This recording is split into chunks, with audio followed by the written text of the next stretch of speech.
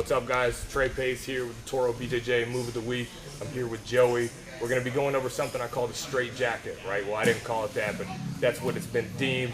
Gordon Ryan did really well with this at ADCC, and I picked up a few details watching him, okay? So what we're looking at for the straight jacket, okay, is we're using it to get to your rear naked choke, right? So it's a little bit of an easier way to getting to the choke as opposed to just kind of throwing your arm around his neck and squeezing, okay? It's a little bit more methodical, and it kind of guarantees that you're going to lock that choke in. So I'm starting right here from my harness or my seatbelt position. What I'm going to look to do, right, is reach down and grab his hands. When I grab his hands, okay, I'm trying to get opposite sides. I'm not getting the same side hands here, right? As I go down, I'm grabbing opposite side and opposite side, and I'm just kind of hooking right around his wrist bone right there to lock myself into position. Now I'm going to fall to my side, okay? As I do that, I'm going to face him. Okay, so I just kind of use my foot on his hip to make a little bit of an angle, and what that allows me to do now is push his arm down so that I can create some space right here.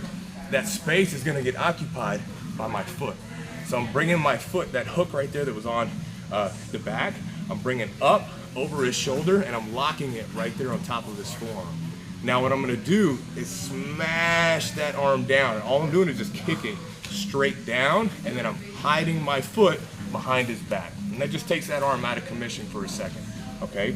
Now, he has one free arm to kind of mess with, and I should have a free hand. What I'm gonna do is pass his hand to that free hand. When I do that, notice that this hand is coming underneath, right? And I'm grabbing right here at the pinky bone. Okay, what I want to do is make his palm face up so that he can't start gripping and messing around with his hand. It's going to end up choking it, right?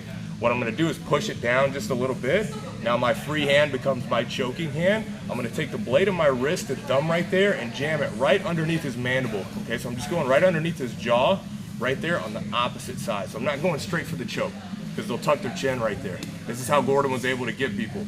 You watch it, he starts on this side, right, and then slowly creeps in, and all I'm doing is just using my fingers just to kind of spider walk that hand around until I get under the chin. Once we get under the chin, I'm gonna drop my face on his face, and that lines up my choke, okay? I'm ideally hiding this hand behind this trap back there. Okay, so we can finish this with one arm. What I'm gonna end up doing is locking my head down to his head, so I'm pushing my chin down, and I'm gonna pull my elbow towards my hip over here. That's the one arm rear naked choke.